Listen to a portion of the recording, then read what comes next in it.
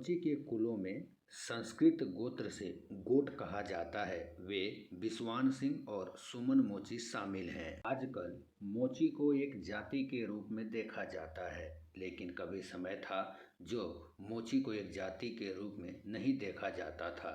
वे लोग जो जूते बनाने का कार्य करते थे, उनके लिए मोची शब्द इस्तेमाल किया जाता था। पारंपरिक मोची पुराने जूतों के तलवे और एड़ियां बदलते थे और फटी हुई चप्पलों की मरम्मत करते थे।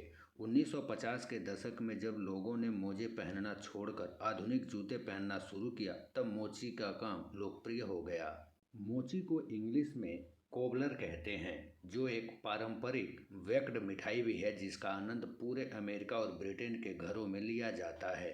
इसे आमतौर पर फलों की फिलिंग और सुनहरे भूरे रंग के बिस्किट टॉपिंग, इसे यूके में पकौड़ी या स्कोन के नाम से जाना जाता है, उसके साथ बनाया जाता है। यही नहीं, जापान की सांस्कृतिक विरासत से गहराई से जुड़ा मोची एक प्रकार का चावल का केक और जापानी भोजन भी है जो सदियों से चला आ रहा है।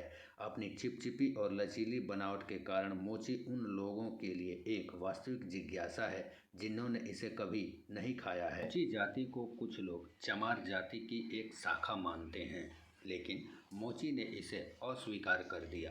वे खुद को चमार से उच्च दर्जे की एक अलग जाति मानते हैं। चमार लोग खाल को संसाधित करते हैं, जबकि मोची इस कच्चे उत्पाद से चमड़े के उत्पाद बनाते हैं। अतीत में कुछ मोची सड़े हुए मांस को हटाने और हड्डियों और खाल को बेचने में शामिल थे। मोची उपसमूहों और कुलों में विभाजित हैं और उपसमूहों के बीच एक सामाजिक रैंकिंग प्रणाली है।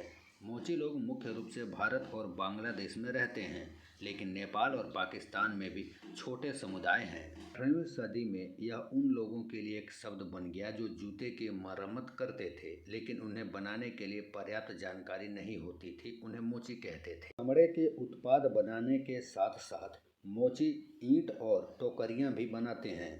साल के एक निश्चित समय में मोची परिवारों में सभी ईंटें बनाते हैं। हालांकि केवल पुरुष ही टोकरियां बनाते हैं।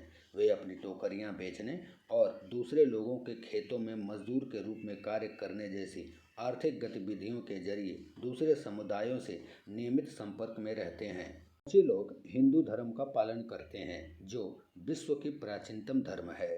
हिंदू धर्म दक्षिण एशिया के स्थानीय धर्मों के लिए एक व्यापक मुहावरा है, इसलिए यह बहुत विविध है। मोची जाति में जो सरनेम है वो है अहिरवार, आर्य छत्री, आर्य छत्री चुमास, आर्य छत्री चराइकर, चित्रकार, चित्रकथी, दलेरा, दास, दोहर, जाटव, जटिया, श्रीनगर, कट्टई, मंगन, मोचवरु, मोची, मुछिया, मुचीर, इस तरह से इनका सरनेम होता है। मोची सिर्फ हिंदू में ही नहीं, यह मुसलमान, सिख, ईसाई और बौद्धों में भी पाए जाते हैं। भारत में पाए जाने वाले ज़्यादातर मोची हिंदू धर्म का अनुसरण करते हैं। मुस्लिम मोची भी पहले हिंदू थे, जो 14वीं और 16वीं शताब्दी के बीच धर्म परिवर्तन करके मुसलमान हो गए। विभाजन के पहले पंजाब के अधिकांश मोची को जबरन इस्लाम में परिवर्तित कर दिया गया था।